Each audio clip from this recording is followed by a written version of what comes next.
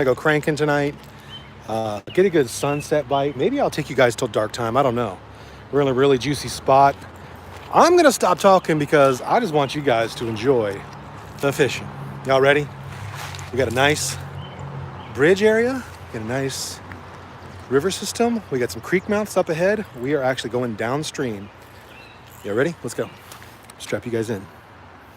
Change the camera around. Boom. There we go, guys. All right. I'm going to put you on the chat that. Turn the camera off. All right. Hit my home waters. Pulled in the driveway and said, got to go hit my rivers. I saw everyone absolutely slaying while I was out of town and got a little jealous, not going to lie. So, tied me on a little cast crate crankbait and let's hit the river.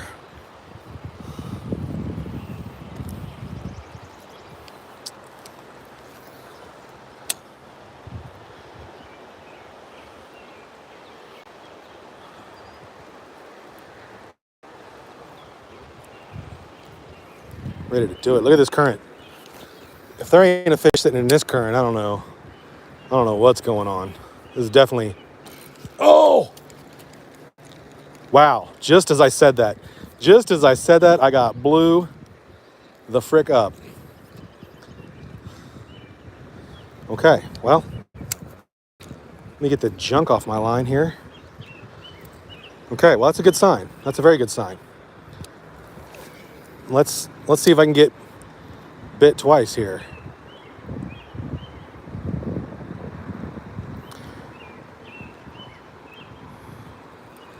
Well, that was promising.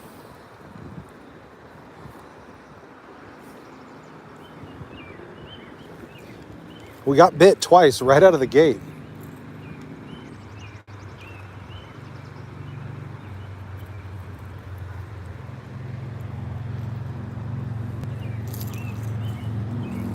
And wouldn't you know, I have an absolute terrible tie on. Here we go. Let's fix this.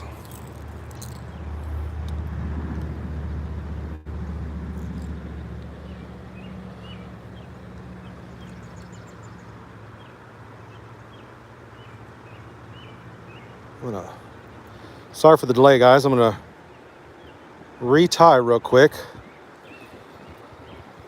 I got a big old burr in my line and don't want that to affect any monsters that we may have on the line.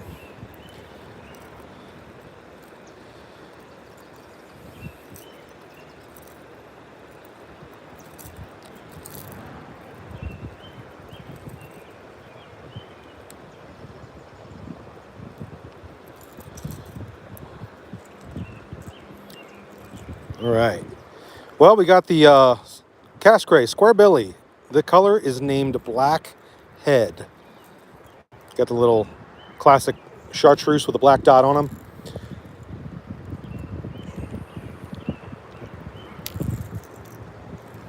All right. We are ready to go.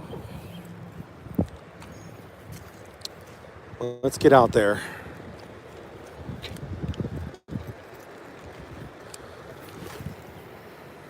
Boom.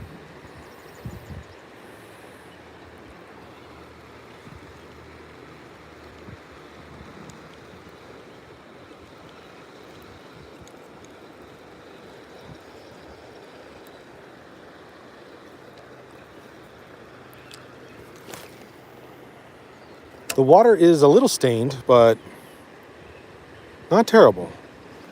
Not terrible at all. About to hit this little pocket over here. I just wanted to cast in these rapids and see if we got a smallmouth hanging out. Oh, right there, guys! Wow, a big boy too. Holy smokes! He came right up to the bank and got it. Jeez. Look at him. Wow. Heck yeah. Well, that's what I'm talking about. That didn't take long at all. What was that, 3 casts with the cast crate? Square belly. Boy. Wow. I didn't bring my board with me. We'll measure this later. Let's see. From the end of my rod to, what, about the second blue ring there? Ooh, buddy. We'll have to measure that when we get home. Let you guys know what's up. Man, that did not take long at all. Y'all. What is going on tonight? I knew I had to get back home and get him a home waters. We got probably I'm going to say it's a 16 to 17 at least. Nice way to start the night. Well, I'm going to let this bad boy go. I don't know if I could take a picture. Listen, J-Mac, I see you're in the chat, brother. I'm going to turn this around. If you can give me a screenshot when I turn this around and then maybe send it to me in a DM on one of my channels, I would appreciate that. Let's get a nice sunset picture. Ready? Snap that up for me, brother. Screenshot that. If not, I can get it later. Boom. Wow. Well, release party.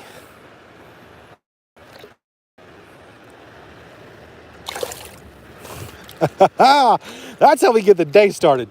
That is how we get the day started. And it's a late start to the day. How about that, guys? You know what's crazy? I saw a wake following it, but I thought my bait had come to the surface and created a wake. And I thought that's what did it. But heck no, man. That was a beefcake of a smallie chasing down the square belly. Wow. Okay.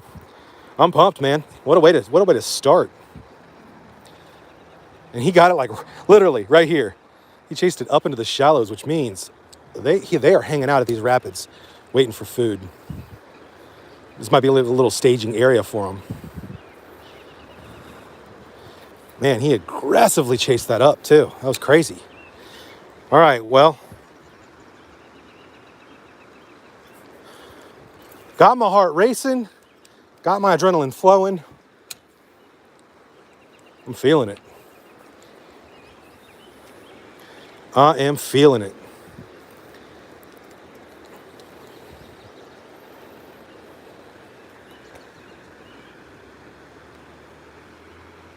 Dan.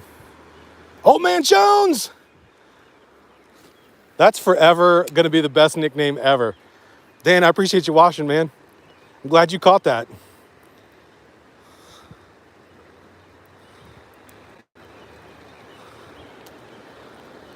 All right, well, wow.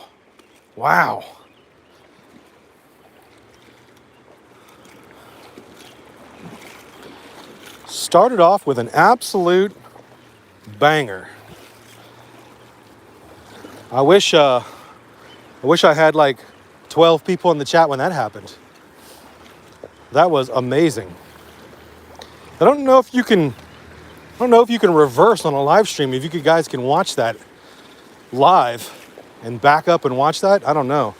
As soon as I get some more people in here, I will ask you to find out. All right, here we go. I tell you what, for as juicy as this area looks right here, I have never gotten a smallmouth out of it.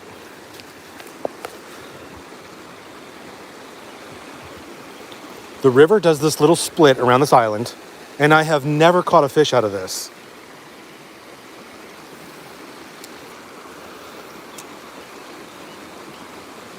Let's change that tonight. Let's see if somebody's holed up in this little pocket. It's like man, look, you got a river current break there, you got a current break here, and then you got a little pool here. Perfect place for smallies to stage. It just might be too fast of water for letting them just stay in here. I'm gonna talk about it until I get a freaking bass out of this spot. Every time I fish this.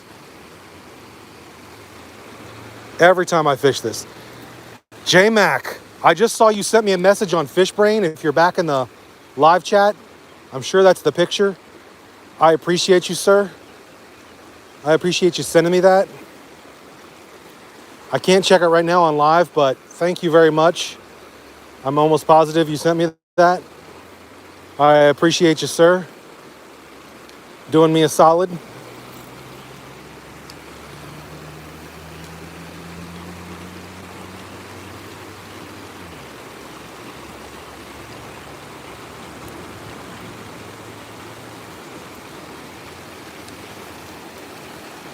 get over here in these rocks. Let's get bounced around in these rocks. Gotta be a smallie hanging out here.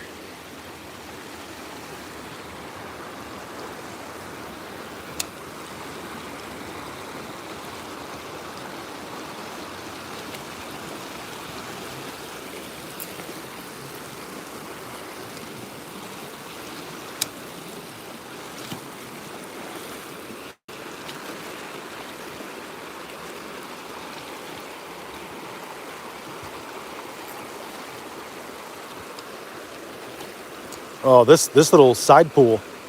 It's nice and calm here. J-Mac, I did see that a message came through. I just can't check it while I'm on live. I figured that was you, man. I appreciate you doing me that solid. Thank you kindly. I appreciate that.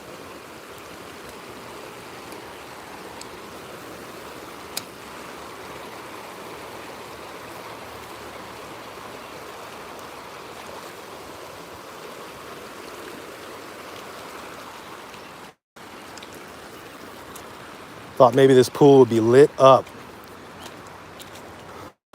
All right, let's keep walking, guys. We're gonna go downstream. Water clarity looks really good. I'm probably guessing, I don't know, water clarity is probably about 1.5 feet. I can see into the deep pockets here and I can see the bottom of the boulders, so nice clarity. We haven't had rain. I know I've been out of town in Tennessee, but been watching the weather here, and other than being some chilly mornings, looks like you guys haven't had a lot of rain. The rain's actually coming tomorrow, of course, over the weekend. Ooh, almost bit the dust. Slippery rocks. I put on these new shoes. Well, new water shoes. They have absolutely zero traction. Zero traction. Okay, here we go, guys. All right, I feel like, see that little eddy back there by the root? I feel like that might hold us a jaw of the small variety. There's a couple of them. Down there's one, and down here, over here's one.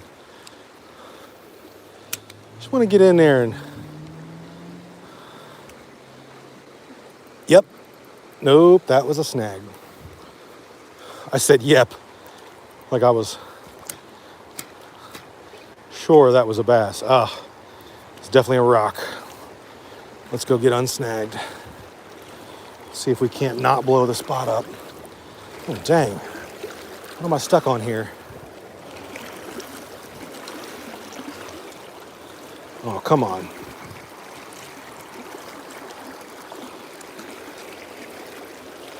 Come loose. Come loose. Don't make me reach in there. This water's too deep. We're gonna have to reach in. I don't want to lose Mr. Billy. All right, guys, here we go. Oh, come on. Get out of there.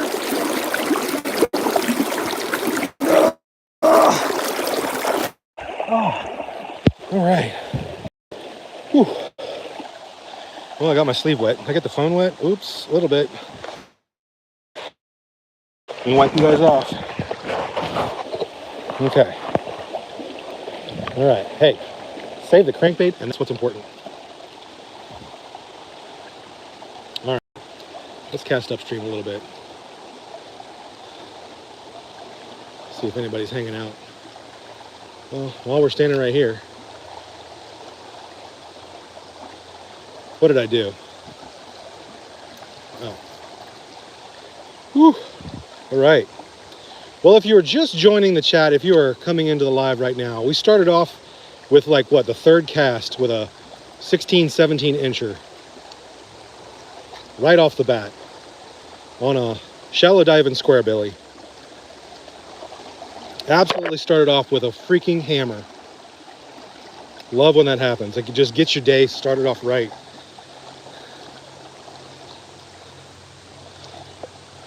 We're tossing the, this is the Cast Gray Square Billy. It's about a 1 to 3 foot diver, if you are interested in one of those. Started off the day, I didn't have a measuring stick with me, but the bass went from the tip to the second blue line. So I'm gonna have to measure that when I get home and see what kind of bass I got. It was definitely a beefcake, 2+, in between 2 and 3 pounds. You know what? I was about to pass that, but let's cast over there.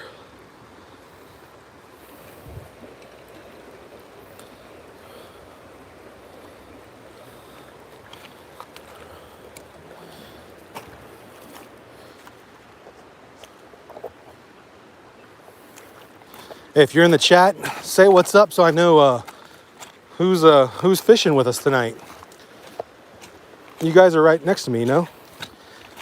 If you're not, then I'm just a crazy guy on the river talking to myself.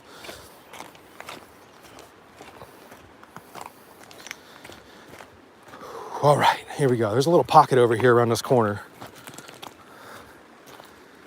Yeah, I'm gonna backtrack a little bit. There it is. You see, I don't know if you guys can see it. There's a little swirling backflow eddy right there. And if you're ever hunting smallmouth, those are the places they like to kind of just hide on the edge of, or sometimes inside of, because they like to wait. They are really good ambush predators. So they will sit behind tree roots and rocks. So I really like to get in close. Oh, do I have a wind knot in my freaking line? I do. What is going on here?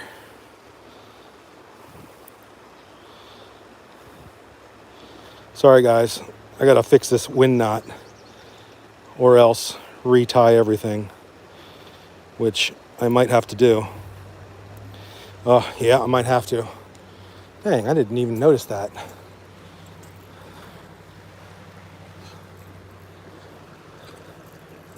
Ouch. Oh, that was thorns. Okay.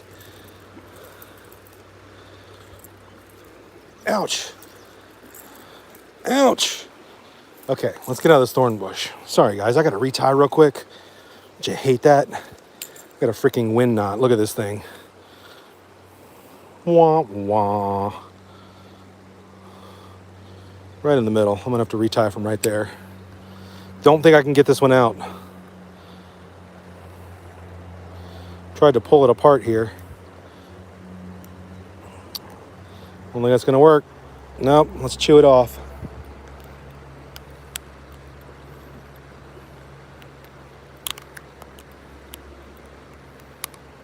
Here we go.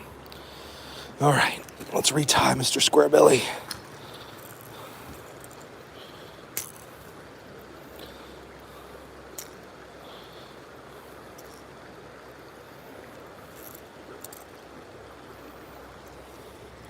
So this is what we're fishing with tonight. Little shallow diver. Let's get rethreaded here. Get back to doing the dang thing. Put all this line in my pocket. I don't want to junk up the river here.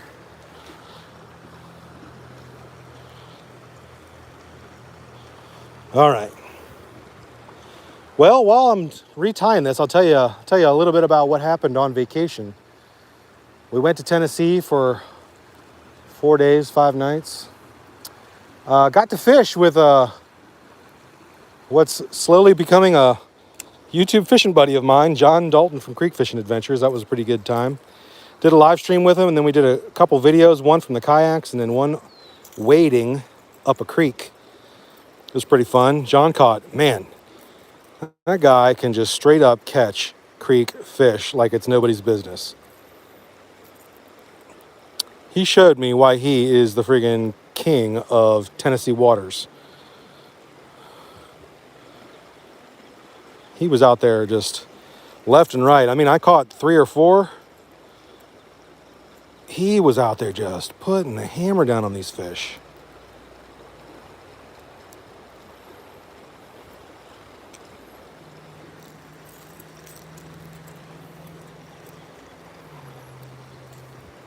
And then to top it all off, Jen, of course, outfished me, and she caught an absolute beefcake of a fish. I can't wait to show you guys the video of that. It was very close to her personal best, beating that giant she caught out in Colorado, that giant Colorado largemouth.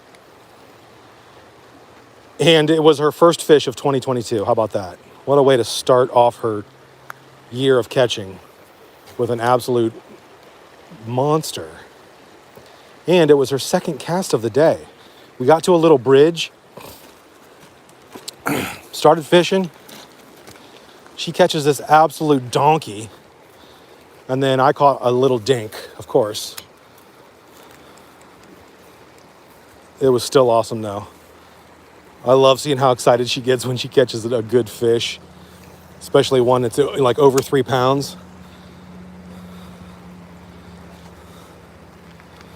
All right, this looks like a potential spot. We got some fast-moving current, a little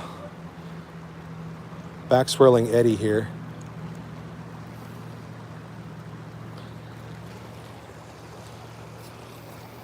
Got a lot of different current changes right in here. I'm gonna give this area a little toss or two. All right, we still got some sunlight left. I wanna kind of hustle down this river because there's a spot I want to get to that I think will be holding some absolute badonkadonks for you guys to see me catch. And if that first fish was any indication of how the rest of the night's gonna go, I'm excited to have you guys along. This will be a fun night of catching. Let's see, let me read some comments here. Nash Outdoors, what up? I know, man, thorn bushes. They're the bane of my existence. All right, let's get in here. Let's get in the Watro.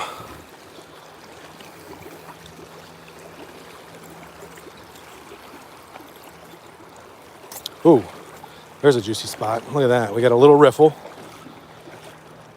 And just off that riffle, we got a slow little patch. Let's see if anybody's sitting in there. That's like a prime spot for Smalley to be hanging out.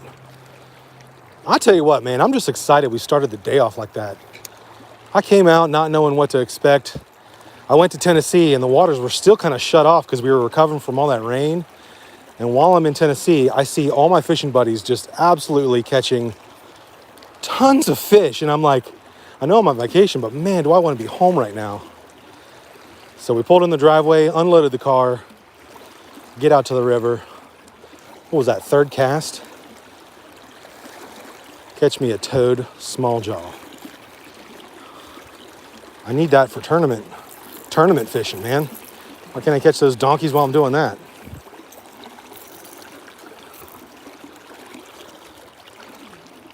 Okay. A little fast right here.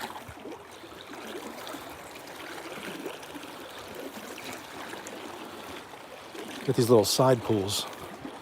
I'm just walking straight up the river, guys. You can kind of see where I came from, that little split. And we're just walking straight down. Now we got a really widened out spot.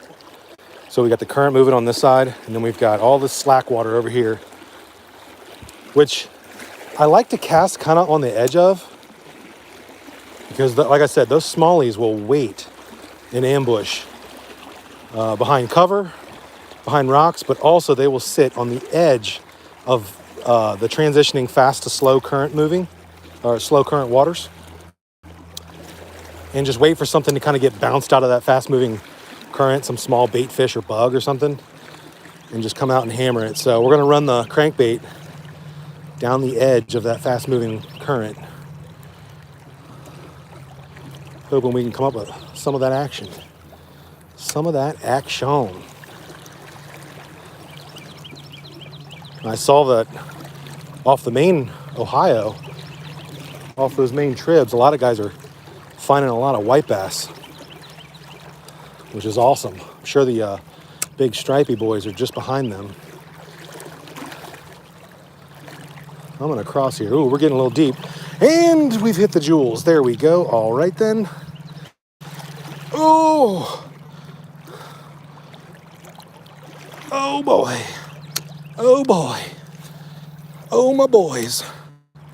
Okay, there we go. Whew. It just takes it hits you. It hits you like a lightning bolt for just 30 seconds there. while I get adjusted. Man, okay, there we go. We're fully in the water now. All right.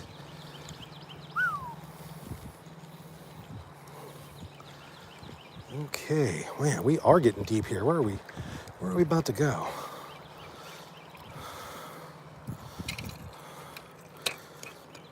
Can I scoot over here? Man, look how close to the water you guys are. I'm up to the bottom of my shirt. Let's see if I can cross here. Get onto some dry land. We'll cast from the bank for a little bit. Man, look at that. We are, man, okay, we're getting deep there, boys. Oh. Okay, the water in Tennessee is a touch warmer. I came out here with my basketball shorts and, whew, we got some shrinkage. Oh. Okay, standing on the rocks now. Okay, a little more comfortable. Only now the wind is hitting me. Now it's really cold. You know, to warm me up, get my blood flowing, catching a small jaw.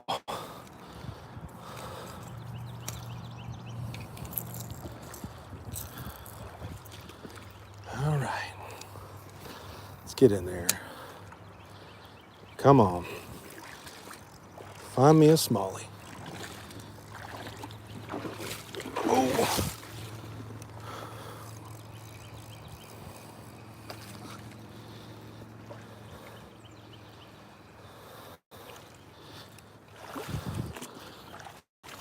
Okay, let's get up in the grass here.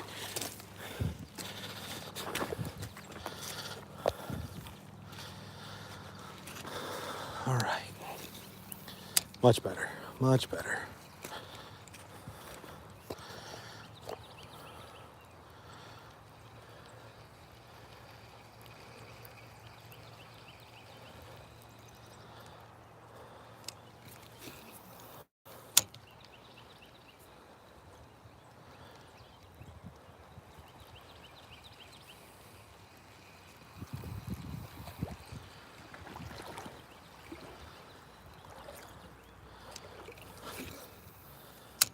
Another tip for you guys, if you come into a river system like you see here, you see this bank, rocky. See this bank, kind of sandy, right?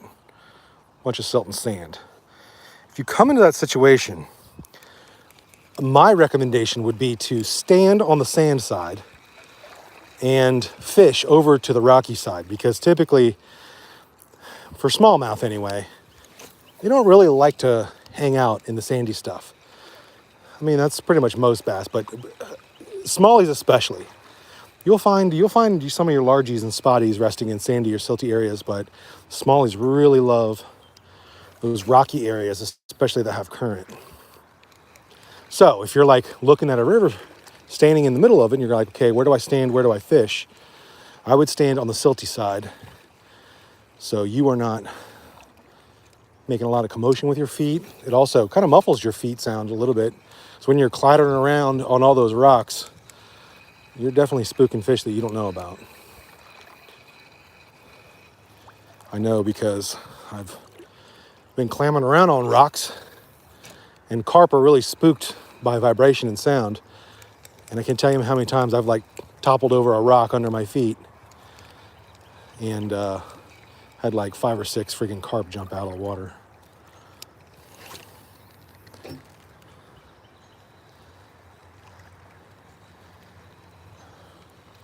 Nice depth here. We probably got a little pocket here that's running about 3-4 feet deep. Nice depth. All right, let's check the comments. Who's in here?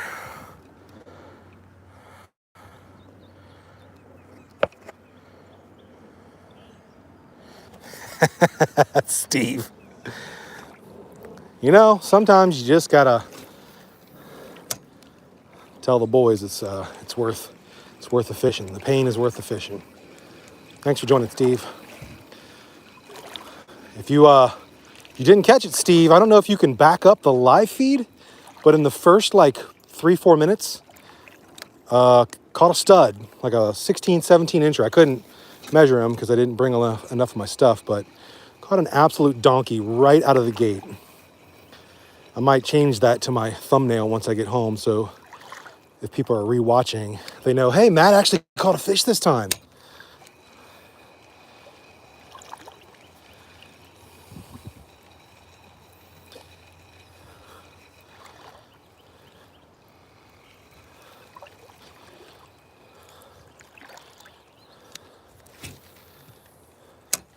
All right, we're coming into another one of those areas, and I guess we're going to establish a pattern here if we get another fish. It's another one of the major behind the riffles. So I guess tip number 2 is if you're fishing for smallmouth and you understand that, just fish in general love oxygenated water. That's why you get a lot of spillway fishermen, is because all that water's stirred up and oxygen, and those fish just, there's tons of nutrients, bait fish in that oxygenated water. Oh, we're back in the deep stuff again. Oh, they're cold again. Anyway, so we got this riffle coming up. I like fishing behind the riffle before you get to it, because and that's where I caught that big one when we started off, is because they use those as staging areas before they make that trip down the riffle, because sometimes riffle navigating, as they call it, for fish, will stress them out. And they try to pick the right moment to go down a riffle because the fish doesn't understand what's on the other side of the riffle. They don't know if it's skinny or deep or if they're going to have to turn around or whatever. So fishing above the riffle sometimes pays off, like it did today. And then, of course, immediately after the riffle, they like to set up shop there and catch anything getting bounced off the rapids, little bugs and bait fish. Man, I can't tell you, it feels good to have a smallie on the board already. Caught a lot of largies and spotties over the last week. Some sunfish. I found one random smallie in a place maybe he probably shouldn't have been, down in Tennessee.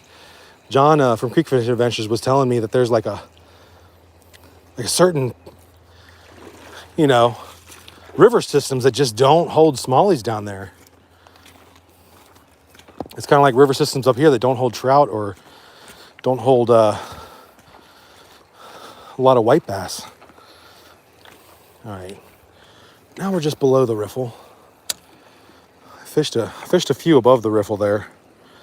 Now we're going to go below the riffle and just kind of drag it from the fast moving water through that fast stuff into the slower. See if we can get a fish to follow us like we did earlier. So right into the fast stuff. We're going to pull it through the slow.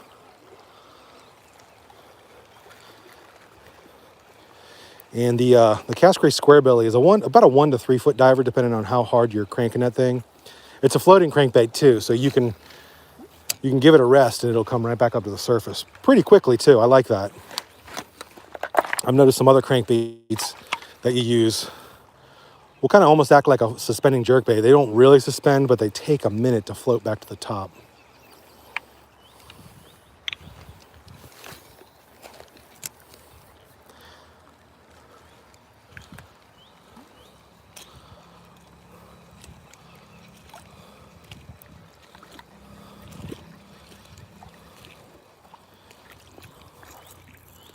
All right, I am going to get over on the bank because I know we're getting to sunset, and I really want to hustle down to this one spot I've been dying to fish live for you guys. And if you're a longtime subscriber, you'll remember that last year I won the Little Miami Conservancy tournament, and it was from this spot. I caught 3 winning fish in the span of 45 minutes right at the start of the day. And it's a really productive spot off of this river that feeds off a little, it's not even a creek, it's just like what you'd call like a dry run or a creek run. So it's a really shallow kind of creek mouth. Well, we're going to get around to it. I can see it in the distance here, so we are not far off. It's right down there where the river bends to the right. So we're going to get down there in kind of a hustle mode because I really want to fish that area. And maybe change lures if we have to. I'm going to really kind of search bait with my crankbait up and down the area. And if I don't get anything there, maybe we'll throw like the Helgramite or maybe a jig with a Senko on it or a nub or something like that. Move it a little slower. I do like that we found that that first nice bass this afternoon or this evening on a crankbait, which means they are chasing. They are hungry and chasing. That smallie looked like he was fairly. Ooh. We got bait fish getting chased. All right, we're gonna stay here for just a second. We got bait fish getting chased. I see him coming to the surface.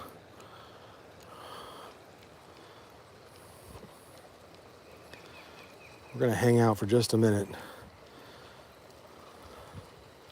Take 4 or 5 good casts in this area.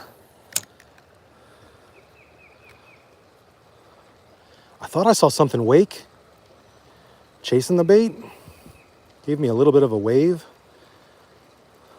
I don't know. We're not gonna chance it by just walking through it. We're gonna give it a few casts here. Let's get over by that tree root.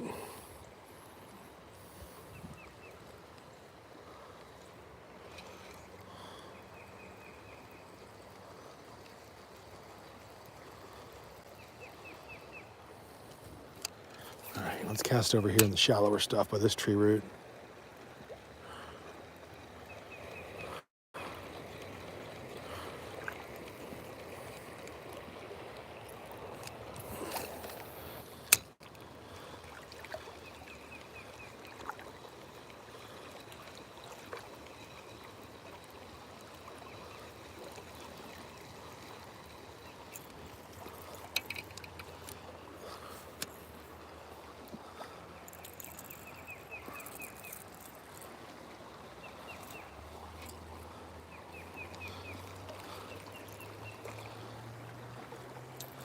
All right, back to the skinny stuff. So we're gonna power through here.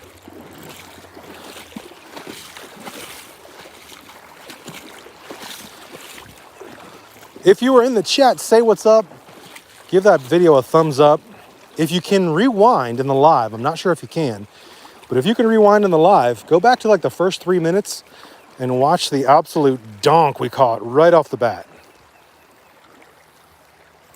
Oh, Steve says you can. So yeah, if you're in the chat and you want to see that that big boy, that 17, caught on like it was, I don't know, third or fourth cast.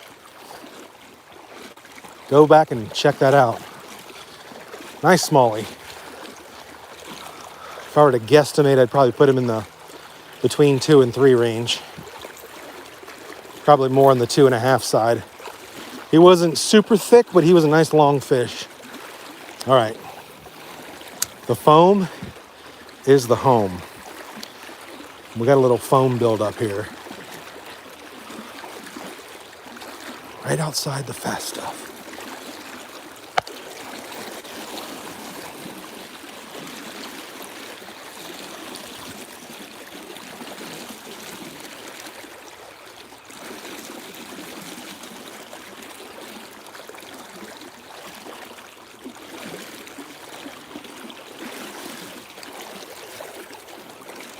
All right, we're gonna run it down the edge of the fast current.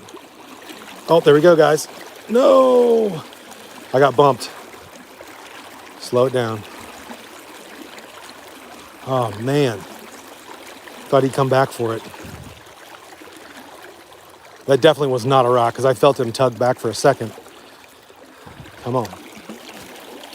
This is the spot where I got that nice topwater fish in my tournament. It kind of pulls out right here.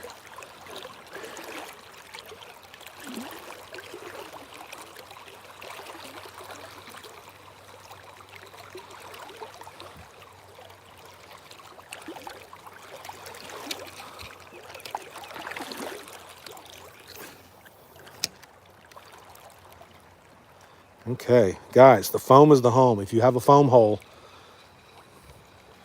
fish it. Fish like to use the foam, and like sometimes if it's like muck on top of the water, if it's shade and it provides cover for them, or they think it's cover, they'll use it. So I always like fishing these little foam holes. Typically you'll find it where fast moving current kind of runs into a slow eddy.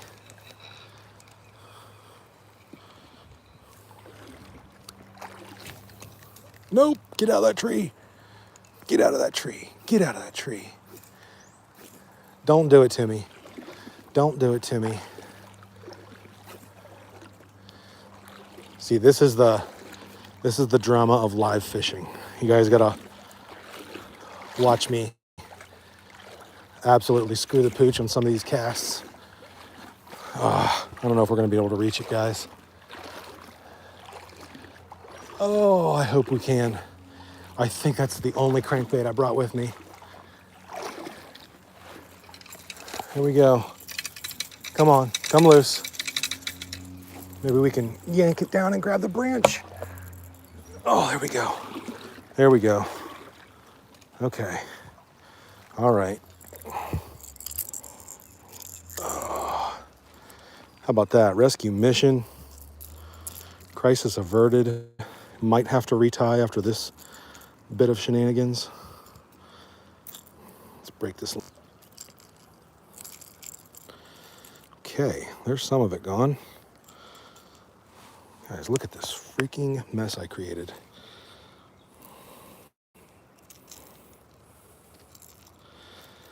Well, you gotta throw it like you're not afraid to lose it, I guess. Okay, there we go. It's always gotta be the live branch that's hard to break. Can't give me a nice brittle.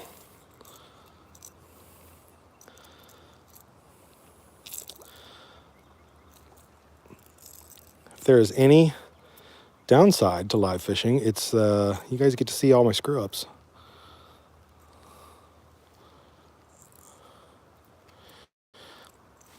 But we all know that shit happens, right?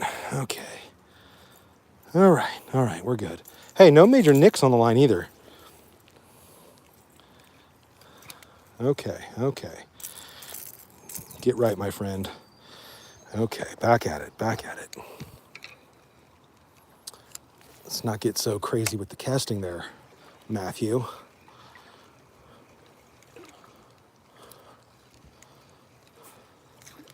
Ooh, caught a big mess of leaves. Okay, come on. Did I go in another tree? You have got to be kidding me. Okay, let's get this out. We got the skills. There we go. Wow. Going pro 2024.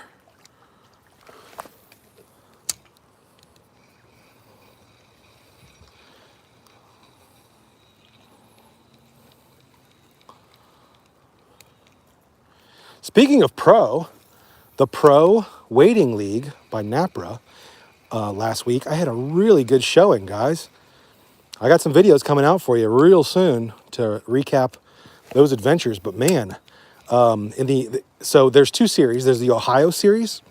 You get to fish all weekend, Friday, Saturday, Sunday, in a water of your choice. It's got to be in Ohio, though. And then you total up your 3 best fish in inches. I came in 5th in the Ohio series. And then in the Elite series is a Sunday only, and the league assigns waters, and all the guys meet up together instead of doing it just on your own like the Ohio series. And brothers, I came in 2nd place. My rookie outing, first attempt at doing the Elite series. So super happy with those results.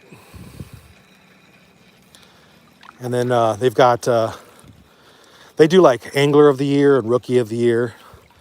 One of the rookies absolutely dominated.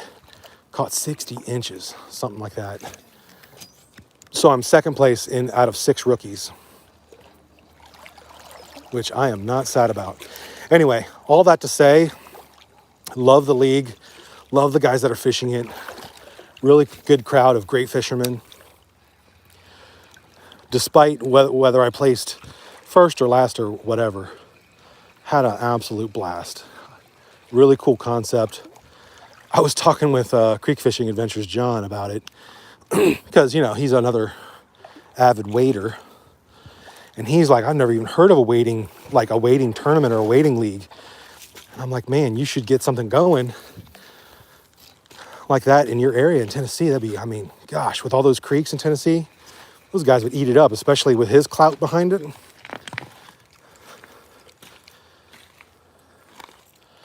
All right, enough talking. Here is Amen Corner.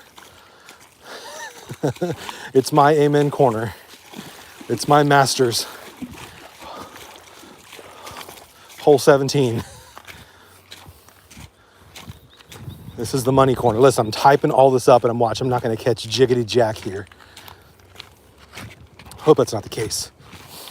This is the money spot though, guys. This is where I've been hoping to take you guys to.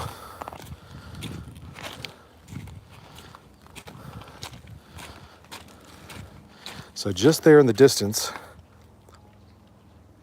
boink, that's the creek mouth. And we've got a really sharp and rocky bend. So like, just all the conditions line up perfectly for this spot. I'm gonna start fishing here and fish it pretty hard in all directions and angles, all the way down this bend.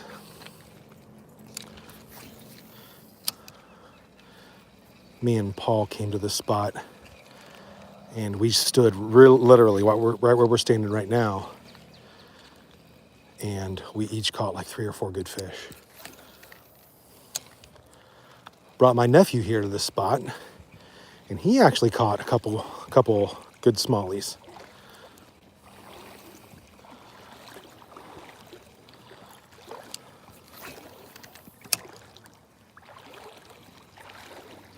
But this spot is kind of cool because it goes around this bend, and I'm pretty sure the depth drops to about 6 or 7 feet, which for this river is kind of uncommon. The river gauge downriver holds at about 2.5 feet. So this is a super deep spot, super deep hole here. And man, I think the biggest fish I've caught out of this spot was a 19-inch largemouth. And for Skinny Creek, you know, largemouth are kind of hard to come by. And definitely caught some 17s and 18s. Well, you guys know there's 17s in here. We caught one tonight.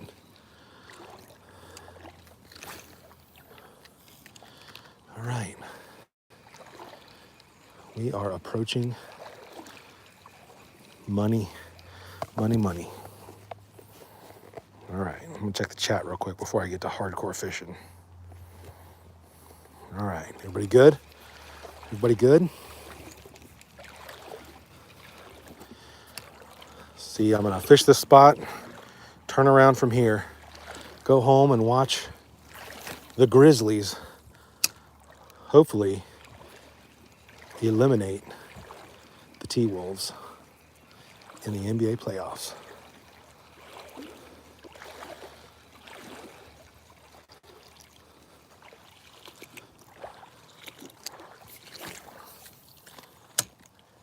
Okay. Can't tell you how excited I am to hit this spot, guys.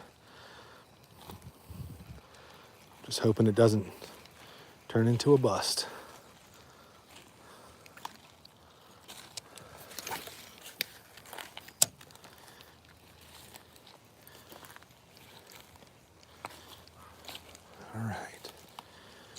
All right, there's the creek mouth, guys.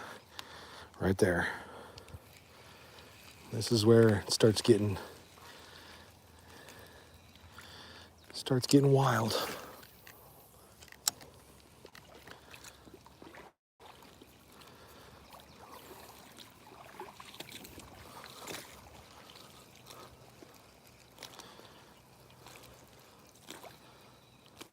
Okay, let's see if we can get a deep cast back in that creek mouth. Oh, there we go, right at the edge of it. Right at the edge of it. See if anybody is home.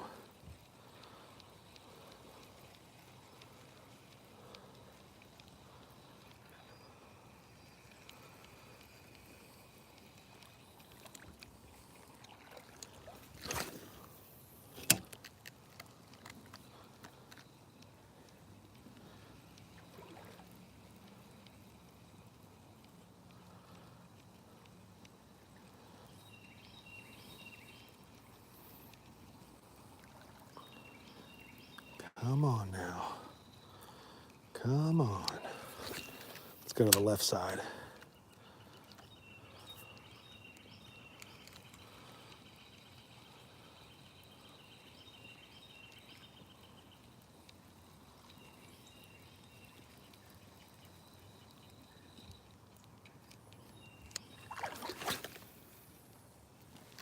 Oh, that's a money cast.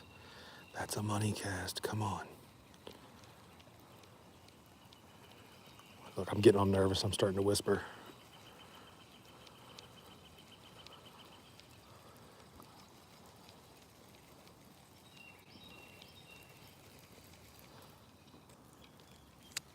All right, there we go. Oh, that's well into the creek mouth.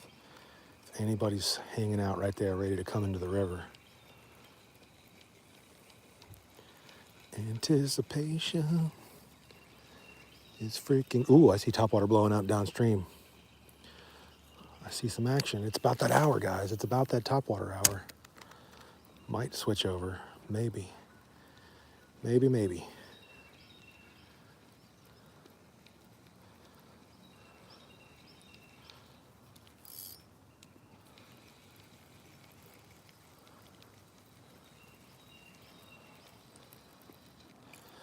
All right. Let's get in by those rocks. See if anybody's hanging out there. I'm going to cast this with this crankbait on down this whole bend. And then if we don't come up with anything with the crankbait, I am going to switch over to something a little slower, a little more subtle, a little more finessey. And then we'll work those rocks with maybe a jig, a hellgrammite with a jig on it, something like that.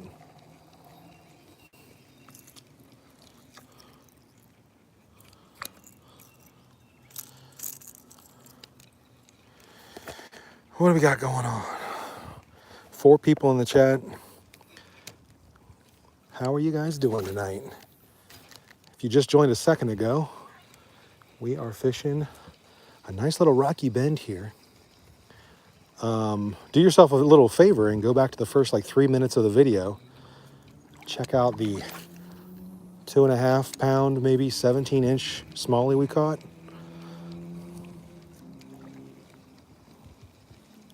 And just go ahead and hit that thumbs up button for that dang fish. I'd appreciate that. Come on now, there's gotta be somebody home here. See, I done hyped this little spot up. I am gonna, on the way back, turn around and hit it with something a little slower though. So let's pitch back at that creek mouth.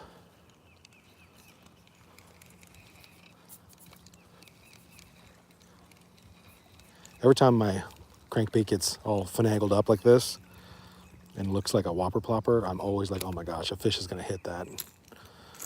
Well, it's all snaggled up. Never had it happen then, though, out of the hundreds of times that's happened to my crankbait. Ooh, more topwater. More topwater blowups, guys. All right, I'm gonna get up on the sand so I don't spook this fish because I've been seeing him jump 7 or 8 times now. Hopefully it's not a stupid turd wrestler carp. Probably is. I'm gonna go after him though, whatever it is. He's sitting up shallow. Okay, let's give it a toss. Right there, okay, that'll go right in his path. If it's still there, whatever it is. Yeah, look at that. Topwater, did you guys see that?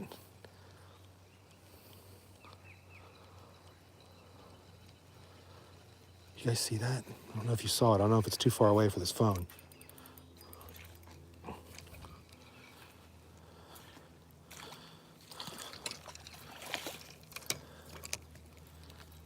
There is something happening. Either something's getting chased or blown up. I don't know what's going on.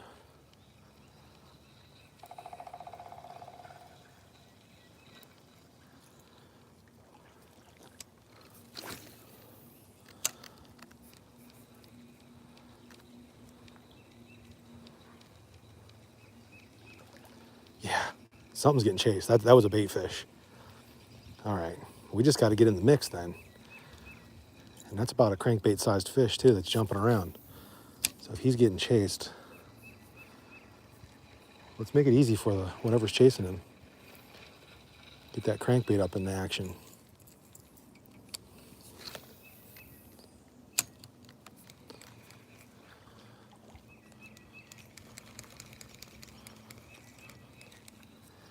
Okay, something is getting absolutely chased with ferocity.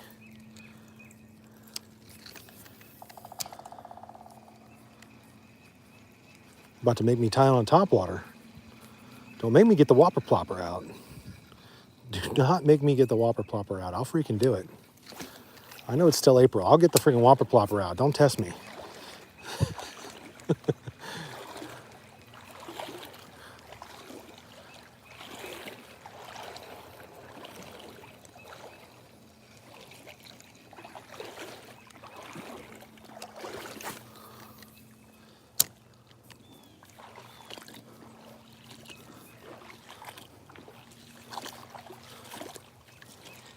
Okay.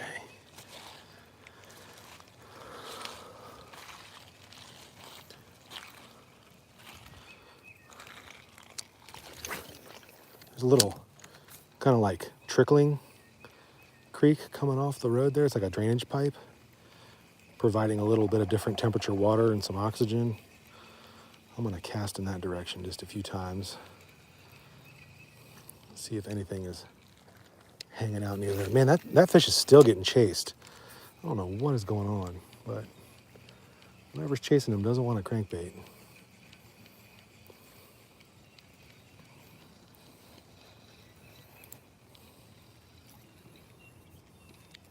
Okay. It's too enticing not to throw back at.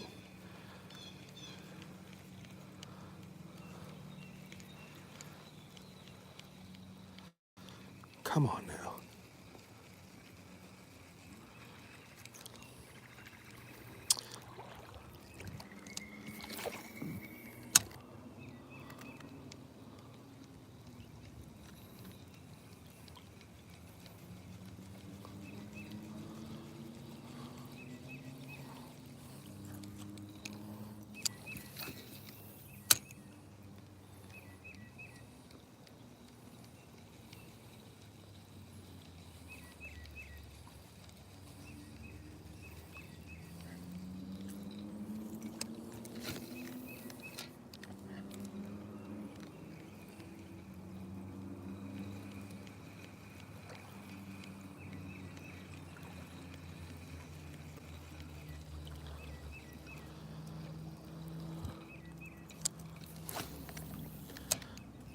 Come on, somebody be home in here. Ooh, ooh, that's a big old gar right there. Big old gar. I don't want to have to tangle with one of those guys. That's probably what was chasing all those bait fish. Stankin' old Slimer. That's probably what I saw it popping on the top water. That's a good way to lose your whopper plopper, is trying to fight with a gar.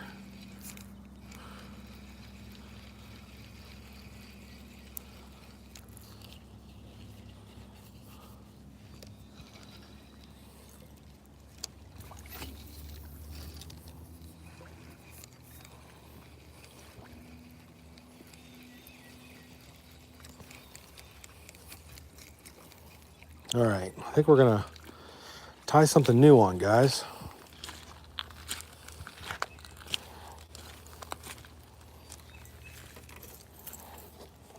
Oh, sorry, I got a short cord, so you guys are gonna get a extreme close-up facial.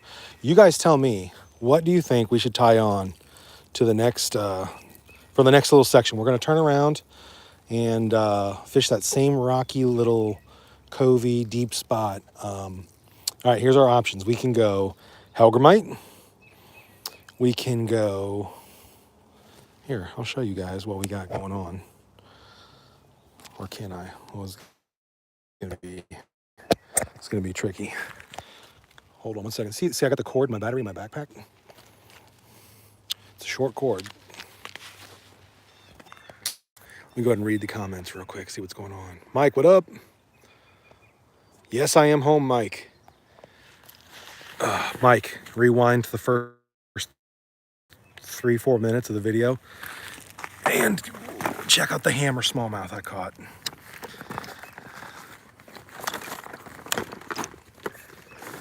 All right, here's what we got, guys. What do you think we should throw? I'm thinking we can throw a jerkbait around, but that's pretty much like the crankbait. I could throw a chatterbait, maybe throw a paddle tail on. I do want to go out tomorrow. I hit up Paul to ask if he wanted to go yakking, man, but you are more than welcome to join that party. Or, you know what? Here's what we want to do. I think I'm going to throw a jig. I think I'm going to throw a light jig. Light jig tipped with a helgie. Or should I just go... What else can I throw here? Okay, we've got... Throw a Cascade crawl. This is the unreleased Cascade crawl. Let me get it separated here. Throw the crawl.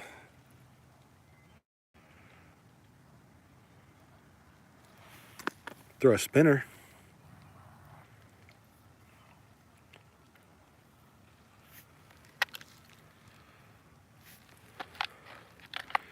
Or I could throw, I'll take this paddle tail off and throw a Cascade paddle tail on. Chatterbait.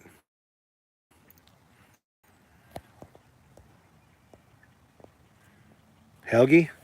You know what? I said Helgie right off the bat. I think the Helgie is the way I want to go. I like that. I'm going to go all green Helgie. Yeah, I'm going to go Helgie. And I think I'm going to rig him. Should I go weedless like this, or should I throw him on with a little bit of a fancy jig? What do you guys think? There's not many weeds in here. It's not much to get snagged on. So I think maybe, let me set you guys on my bag here. I think the strategy will be a Helgie with this jig. Let's freaking go. All right, I'm gonna tie this on. You guys hang out there with me. We're gonna take off Mr. Squarebilly. Of course, this is like the third trip in a row I forgot my snips. So I had to be really frugal with my line tie up, which I've gotten pretty good at.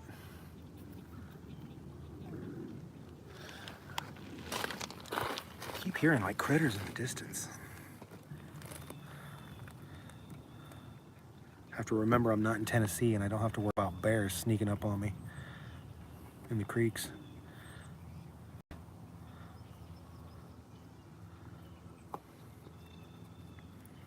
All right, so we're going black and blue Cascade jig, 1/4 ounce, tip with the Helgie. Oh, this is gonna be so fire. This is gonna be absolute fire.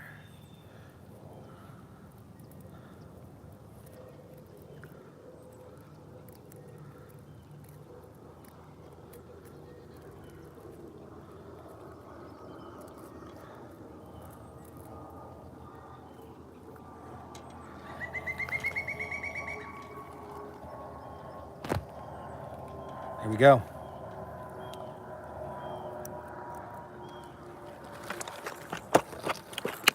Okay, let's go drag him around. Ooh. Let's go. Let's put my backpack back on. Hang on one second, guys.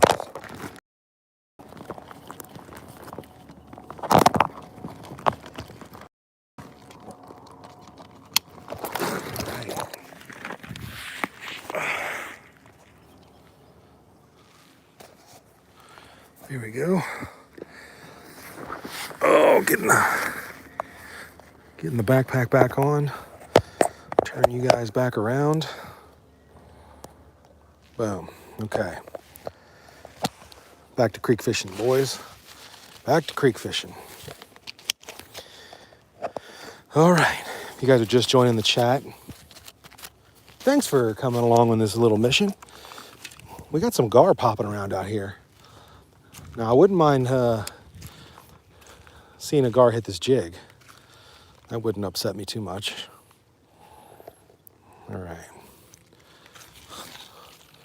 Gonna just rework some of these areas with that jig. We're gonna slow it down a little bit.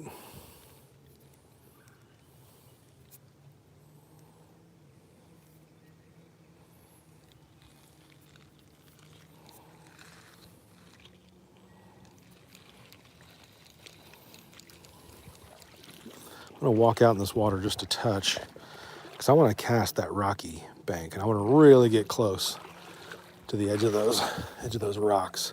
Boom, just like that.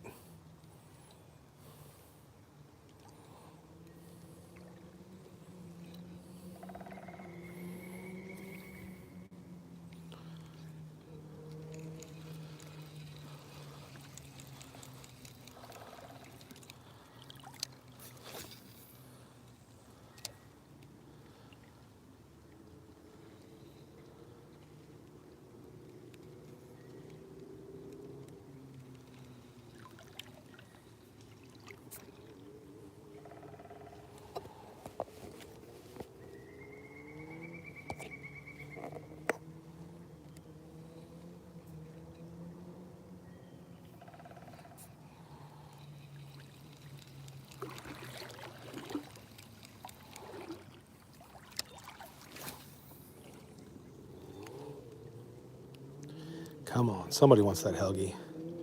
I know there's some bruisers in this spot.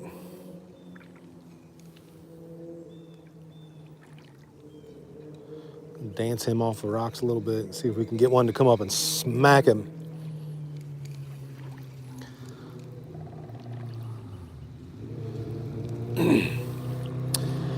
If you are just joining the chat, thank you for joining us on this little mission. You can go ahead and reverse the video to the first 3 or 4 minutes and check out that nice smallie we caught on the Square Billy, Mr. Perpendicular William, the old Square Billy.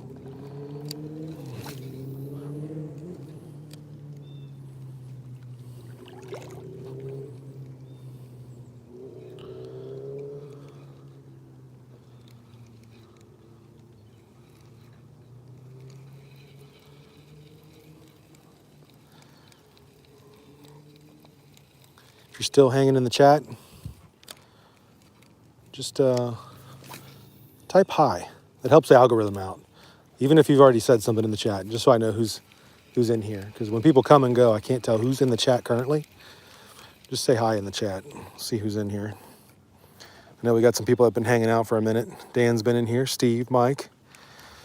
Appreciate you guys.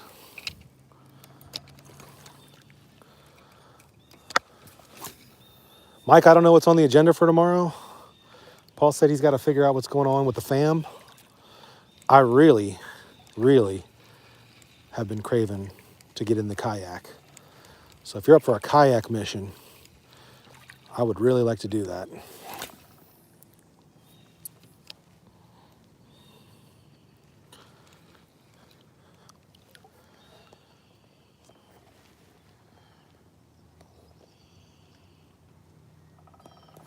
I see all you guys. Nash Outdoors, Steve, Mike. Thanks for staying in the chat, brothers. We are tossing a black and blue. Show you guys what the sitch is here. The black and blue Cascray flipping jig and the all green Helgramite. Dan, thanks for sticking around. AKA Old Man Jones. I'm gonna get a t-shirt that says Old Man Jones. If no one knows the story behind that, me and Mike were fishing a creek one time. Mike, who's in the chat right now, and we met this fella who was who had already fished like ahead of where we were fishing. And we were like, man, we can't catch anything. And then we see this guy, older gentleman, a little bit older than us. And we just made up a name for him in that video. We said, man, Old Man Jones done caught everything in the creek. So nothing's biting for us. And then we finally got to a point where we think he hadn't gone to, and then the fish started biting again. So that's where that story comes from for Old Man Jones. Oh man, that's funny. All right, we're back at the creek mouth, fellas. Dance this jig around this creek mouth. Something better freaking bite it. Look, I hyped it up. Hyped it up too much. I hyped it up too much. Should have hyped up the first 2 seconds I walked in the creek. That's where the juice was. All right, come on.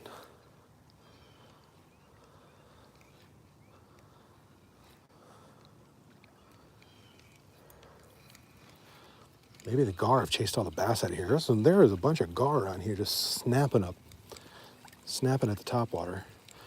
You'll find that a lot of times in these rivers, these southern Ohio rivers, the gar find these deep spots, and they just sit and hang out, trying to snap up all the bait fish.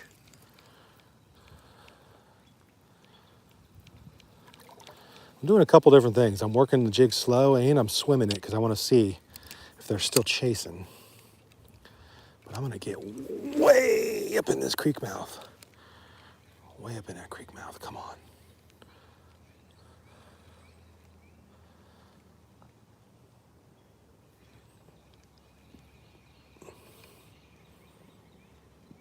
I can feel the current starts to move about 10 feet out of the creek mouth.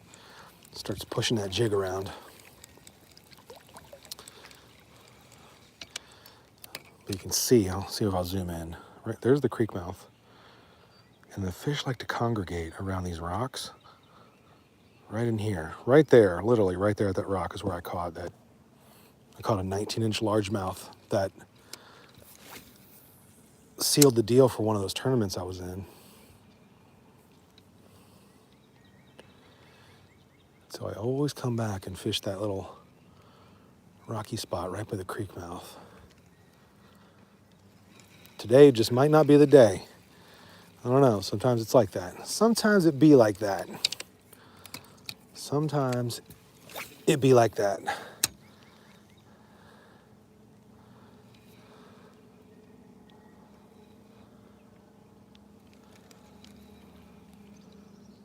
All right, if we don't catch anything on the jig in this corner, we're going fun mode for the rest of the trip back to the car, where I'm going to tie on a whopper plopper and it's going to be the fun bite. Why?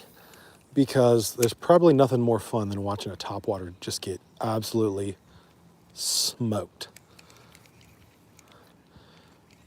And I don't think it's too early. I've already seen people a week, 2 weeks ago catching smallies and whatnot off topwater whopper ploppers.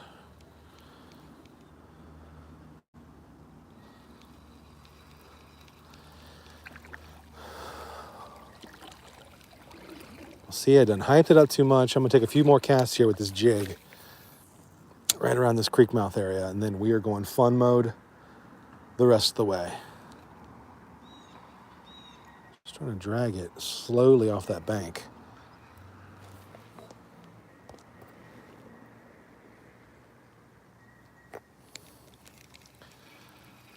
All right. I'm gonna take a few more casts, and as soon as I get over that little island step there, I'm gonna retie. Plop daddy time. The old plop daddy.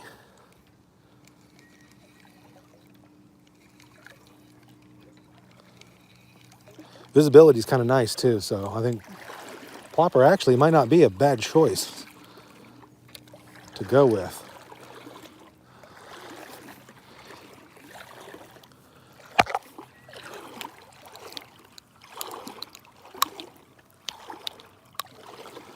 All right.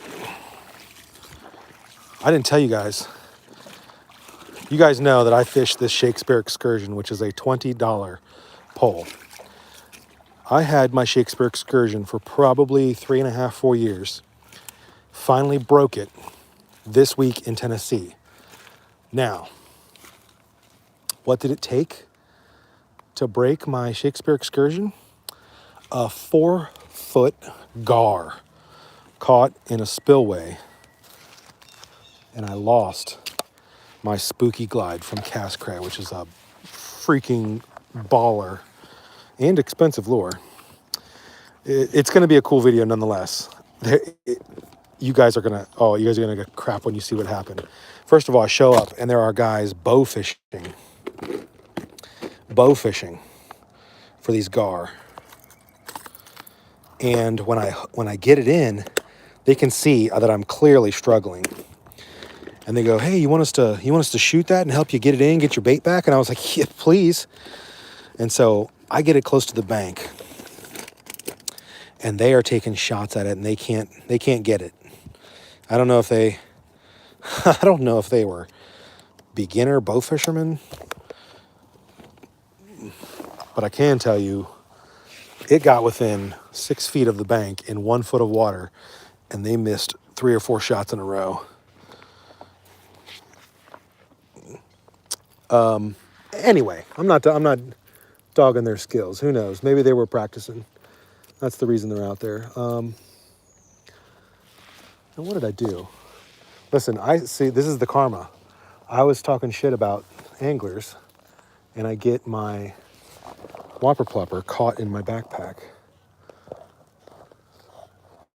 If that ain't freaking karma.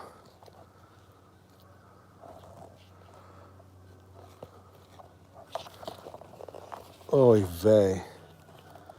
Sorry, guys. Freaking amateur hour going on over here. Okay, there we go. Wow. Yep, that's how it goes. Talking shit about someone's skills, and I'm over here picking lures under my pants. Okay. You guys know what time it is, right? Plop City. This is the size 60. If anyone's curious, that's the only plopper I love to throw. Size 60. It's that little itty bitty plopper. Perfect. You know, it's messed up. The week these came out and really hit the market was the last trip I went to Tennessee, and me and John Dalton walked into a bait shop, and we were both like, "What? Size 60 whopper plopper?" And we both snagged some. And I have been a mega fan ever since. So there you go. This color is called Loon, if anyone's curious, and is the size 60. Whop plop, otherwise known as the ASMR of the fishing world.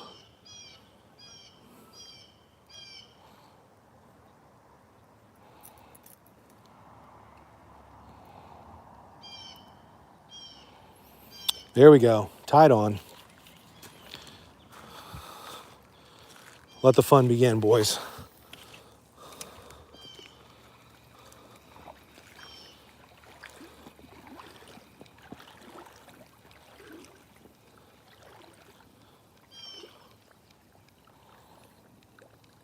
Oh, listen to that sound. That is just my favorite sound in fishing.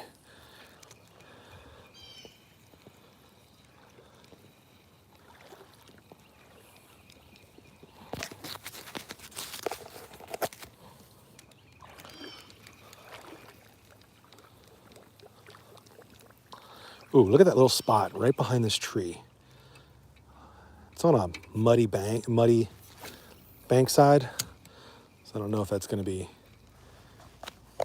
prime smallie area. Probably not.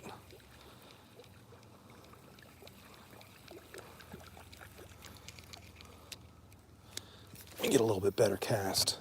There we go.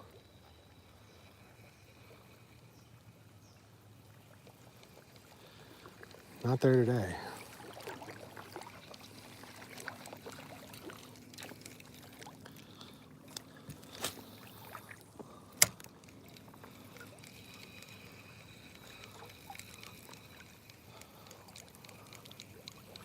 I was telling Rick from Cascray a few months ago, I was like, man, what's the R&D department doing on a propeller bait, topwater propeller bait for Cascray? Because this is about the only lure I like to throw, because I am supremely happy with all the Cascray selection we got. And I've had people ask me, are you like, can you only fish Cascray? No, we can fish whatever we want. I really like the Cascray selection, but I am in freaking love with a Whopper Plopper 60. I just love prop baits. And if I had my choice between a buzz bait and like a trailing prop bait, I do like a trailing prop bait, like the Whopper Plopper. So that's what I throw.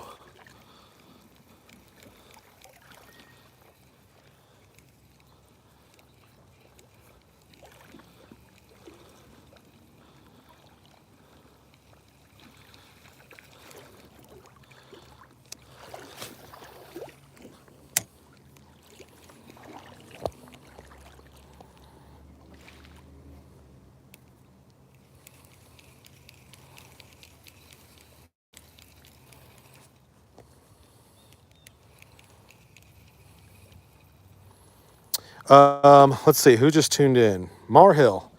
Yes, if you rewind the live feed to the first like 3 minutes, watch that donkey of a smallmouth I catch right in the very beginning. I think it was like my third or fourth cast.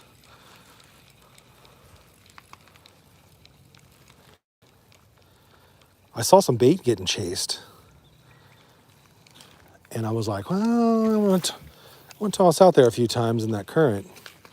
And man, he hammered it literally 3 feet from the bank. So I don't know if he followed it the whole way and waited for his opportunity to smack it. But man, he came right up to my feet.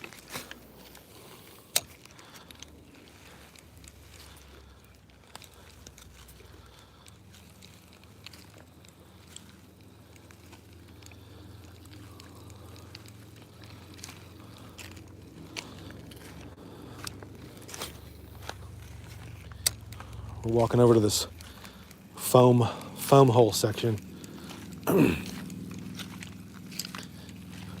Hoping this topwater creates like a little disturbance path, if you will, in the foam. And if there's a bass kind of sitting in that pocket, he sees that topwater go through there and just absolutely crushes him. I'm gonna toss through this current before I head over there.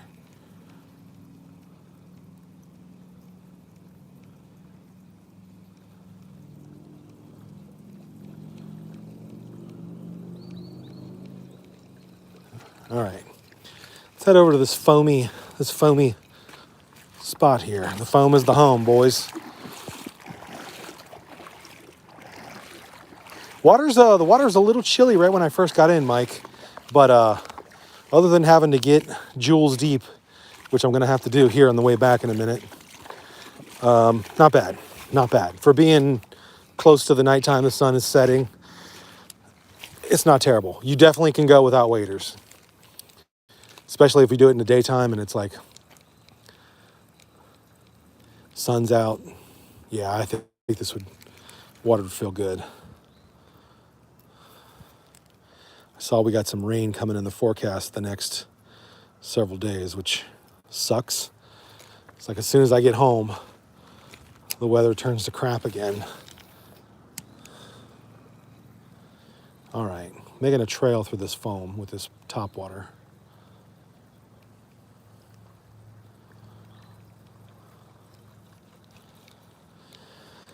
Somebody be home, somebody be home.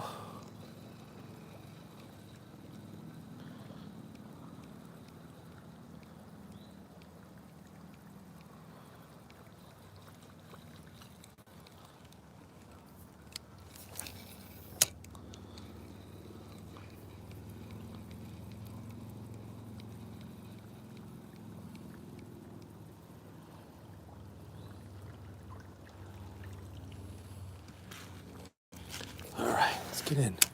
Let's get in the thick of things here.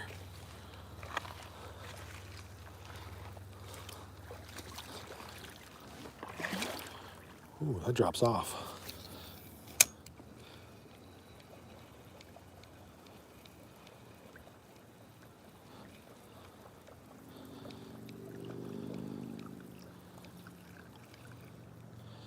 Come on, somebody be up in these tree roots.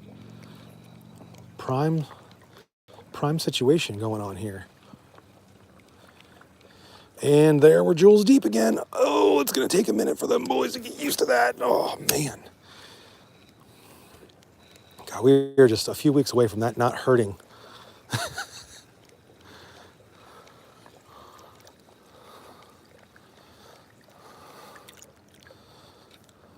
I got some gunk on the Plop Daddy here.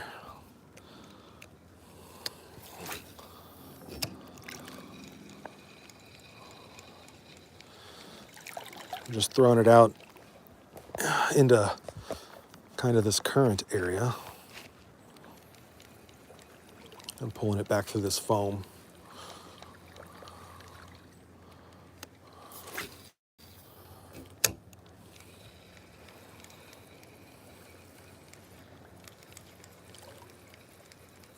Something is over there on my left side making an absolute ruckus in the woods. I don't know if that's a deer just going to town, what that is.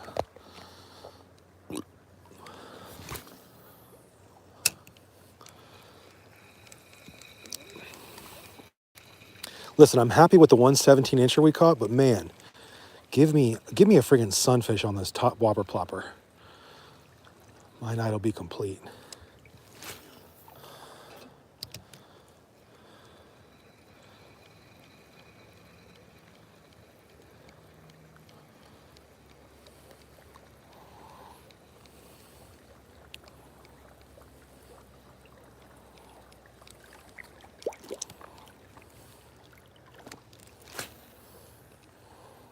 Boom, right there.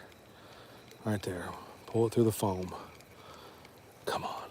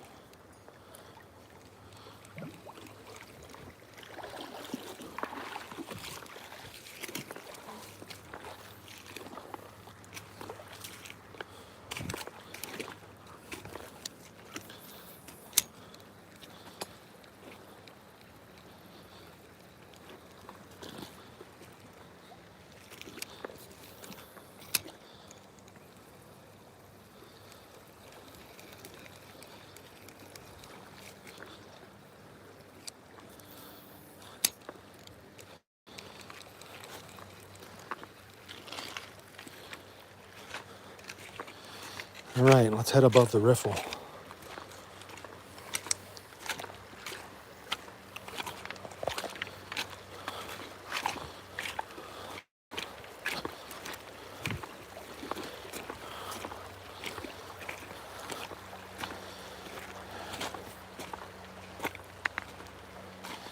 And if I'm gonna get bit by topwater, this will be the spot.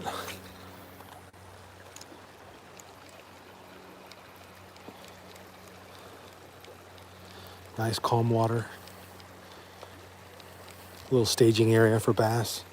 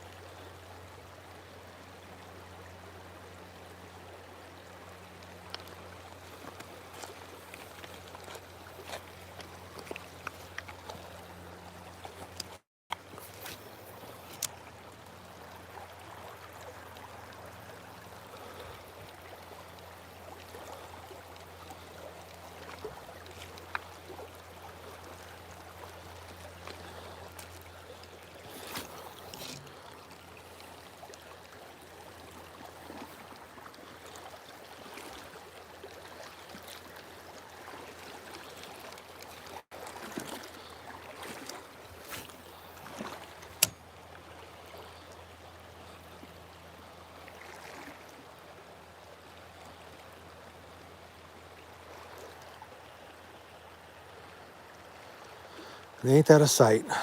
Ain't nothing better than the river at sunset.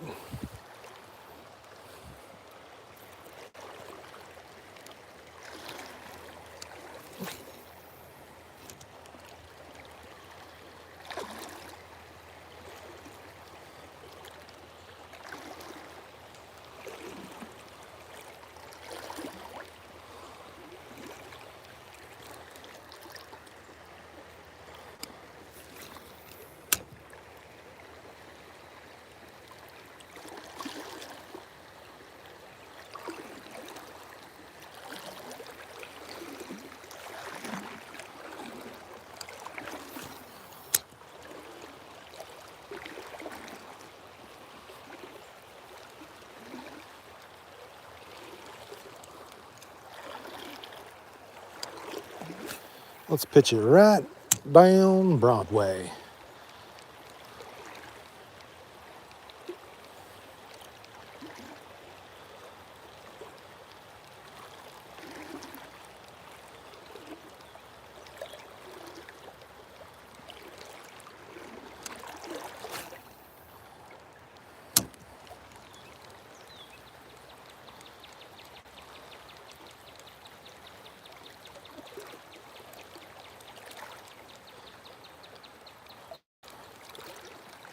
Let's see. Hey, somebody in the chat. I can't look at my phone time right now. Somebody tell me what time it is currently.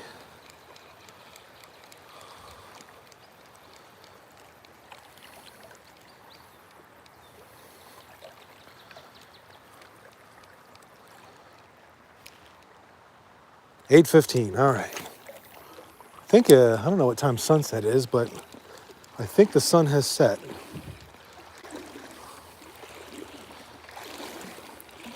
I'm gonna get caught out here in the dark if I don't hustle up.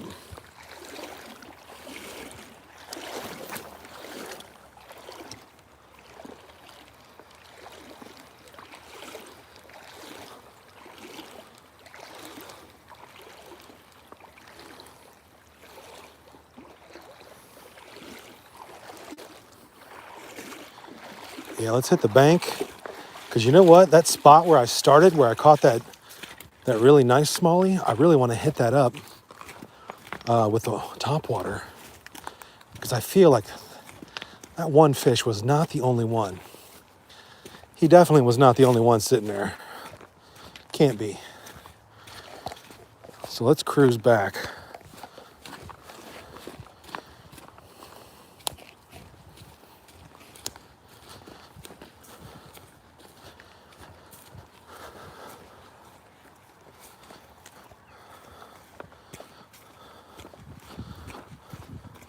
Mike, I haven't scrolled back in the chat. What do you say to kayaking tomorrow? You up for some kayak action?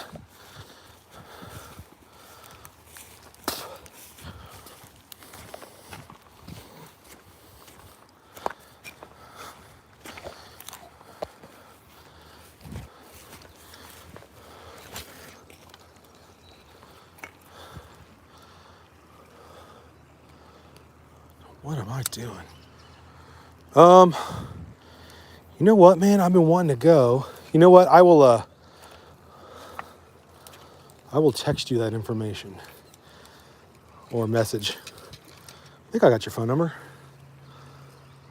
What did I do here?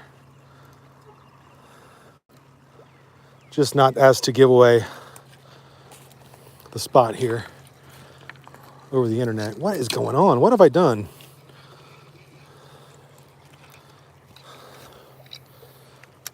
There we go. Had a little wind knot action going on.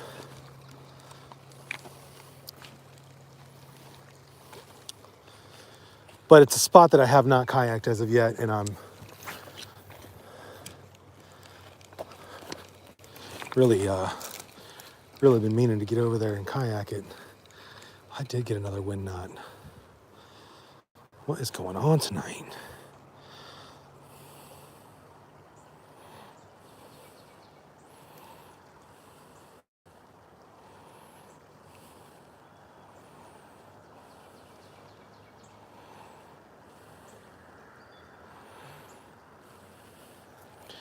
Screw it, I'm keeping it in there. ain't got time to screw with it. It's not affecting anything. All right.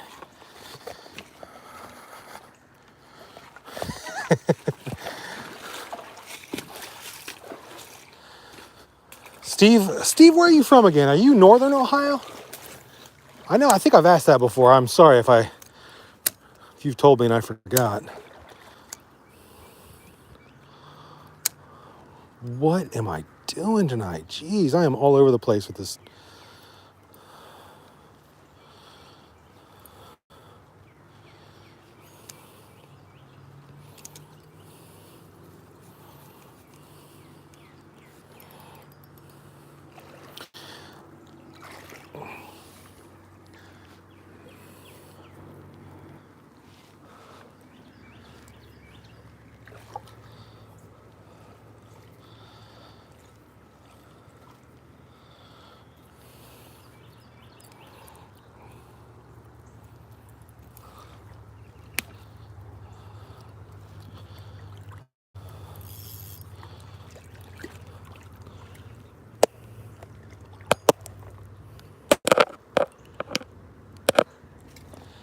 He's a wind knot hero, got knots in his line.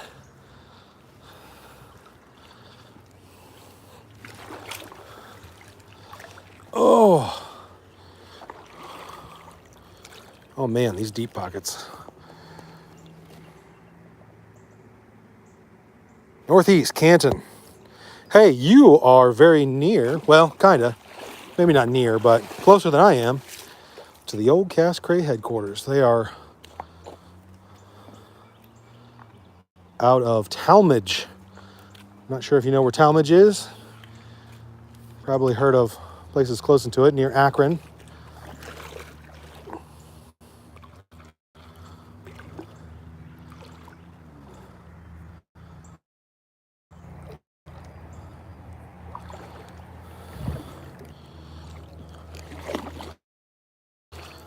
That is where the old Cass Cray headquarters are located. All right.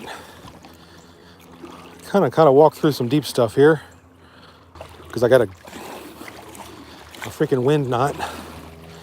So I'm going to multitask. I'm going to walk through the deep stuff, tie up a new lure, talk to you guys,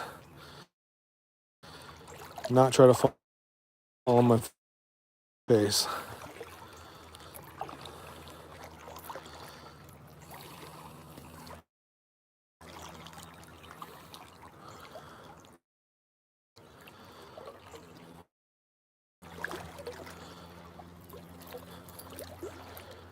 All right.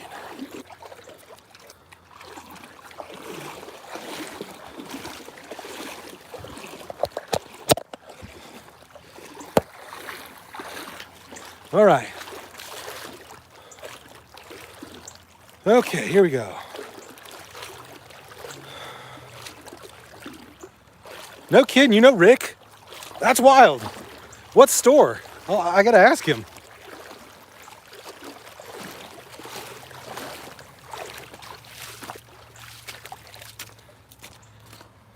That would be a cool, what a small world moment.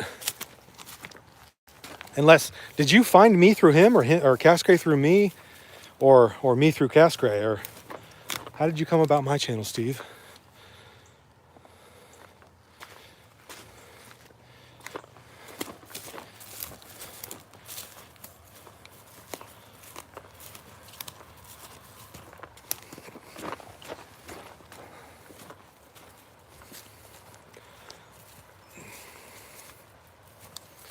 All right, guys, I'm hustling. I'm on the bank. I said, heck with the water. I'm following deer tracks right now.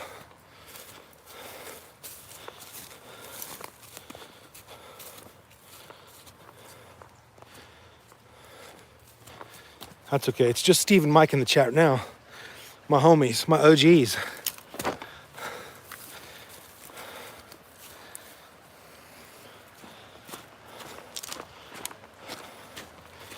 I'm almost there.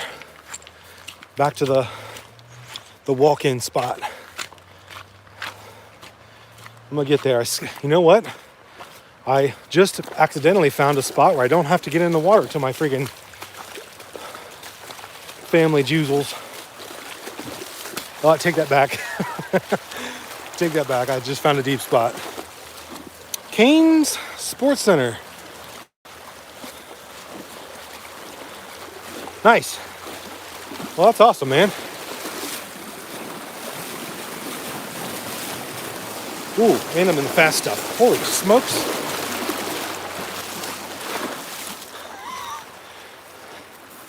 Okay, well, that dropped off to 3 feet like a whitewater rafting.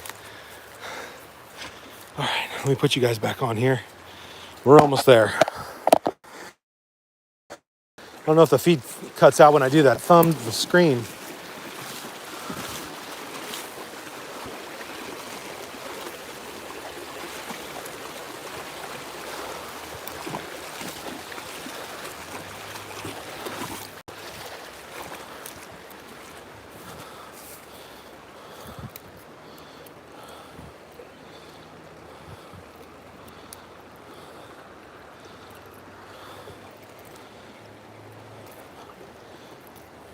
Every time I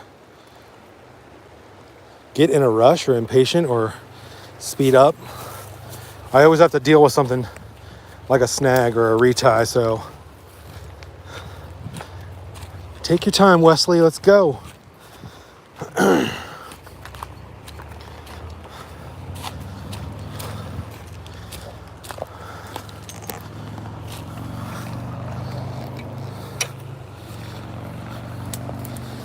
All right. Almost there, boys. There's the walk-in spot right about there. We're gonna fish that calm water for a little bit. Even if it gets almost dark out here, I at least am right by the car.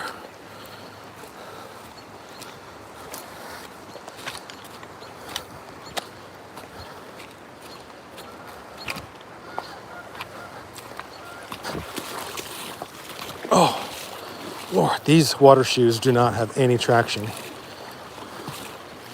Oh, nor do they have any toe protection. Oh, I've stubbed my toe about 8 times. No, these shoes ain't it. These shoes ain't it. All right. Let's take a few casts in this pool.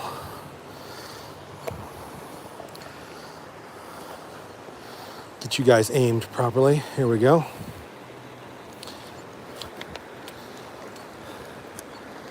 All right, here's where we caught the big boy.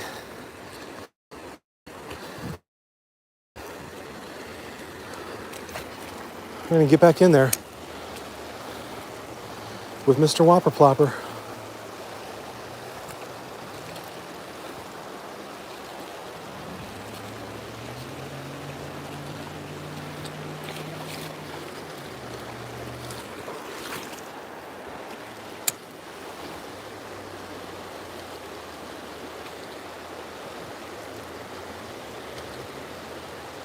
Oh, no way.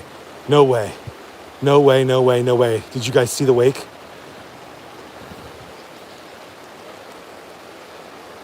Oh, I should have just been standing here the whole time fishing. What was that? Something turned on it and made a major wake in the water.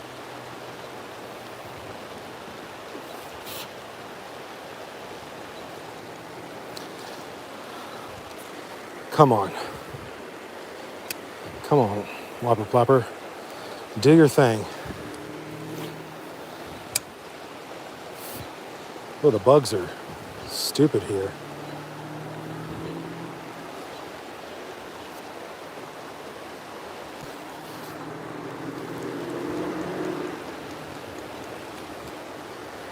Oh, come on.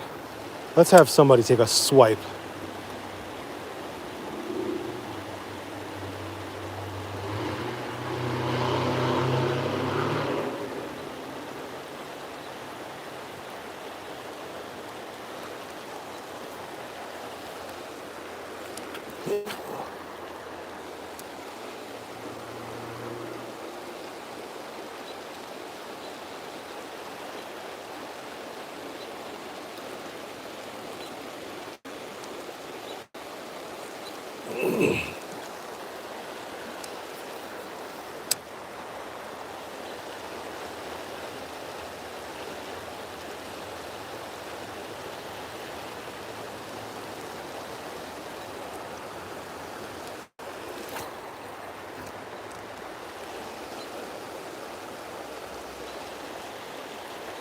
Trying to get in this like slightly deep water that is just before this riffle. Man, I just had something wake on this bait. Oh my goodness, whatever these mayflies are, oh my gosh, they're in my eyeball. I'm toughing it out for you guys here. Thank goodness they're not biting, they're not mosquitoes. Thank goodness.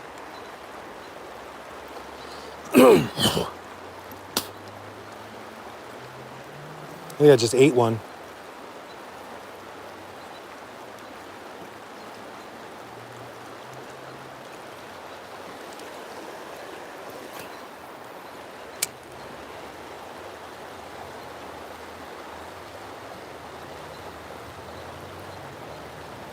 Come on, somebody be home. I think I might have scared the... Oh, no. He waked again. He turned on it. Oh my gosh, he's right there. Come on, really slow. I wonder if that's a carp or something right there. And I'm just spooking him.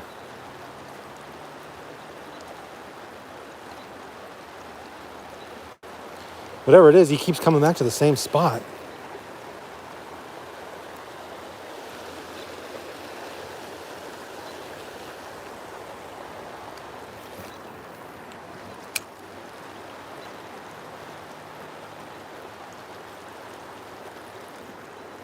All right, we're going to start walking back to the creek mouth. Come on, what is that? Whatever it is, I spooked him again.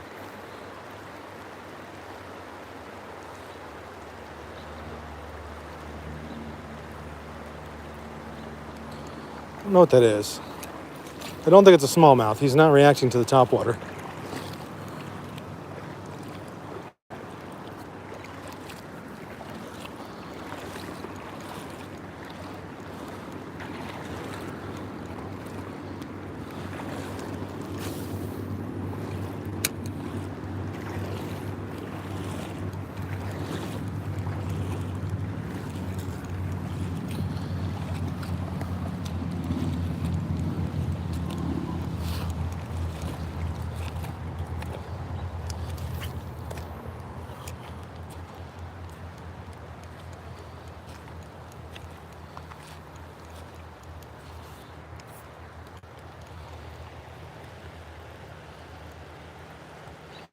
Well, this is where we stood when we caught the first one. I'm gonna take a few more casts from this direction. Maybe it's the way they want to see it. Who knows? We'll take a few more from here before we wrap up. Maybe we get the old Smalley sandwich. One to start and one to end. That would be spectacular.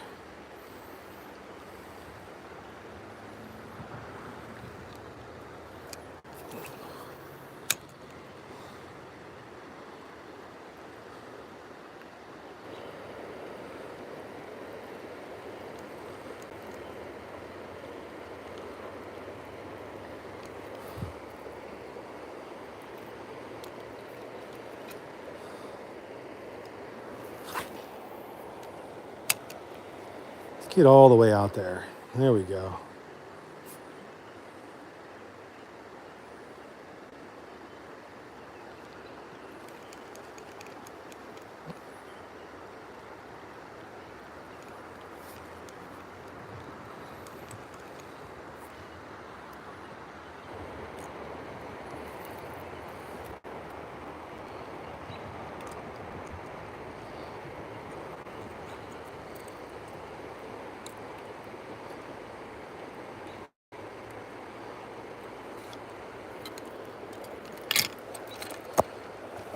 Oh.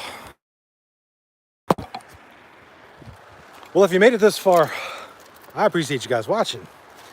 if you just joined here at the last second, do yourself a favor, scroll back to like the first 3 minutes of the video, because that's when we catch that tank of a smallmouth. I gotta go measure. I'm gonna measure this at home. He was basically from this point right here on the butt of the rod all the way to the second blue ring. So I don't know, 16 or 17 maybe, I don't know. I'm gonna measure it when I get home. I'll put it on Matt's fishing mission on the old Facebook and Instagram. Heck yeah. Anyway, that's what she wrote from the creek, boys. I will be fishing tomorrow, and I have got 6 episodes I need to edit and get out there. Some from the weekend tournaments, 2 or 3 from Tennessee. Man, I got some good stuff coming for you guys. Appreciate you guys watching. See you soon. Later, guys.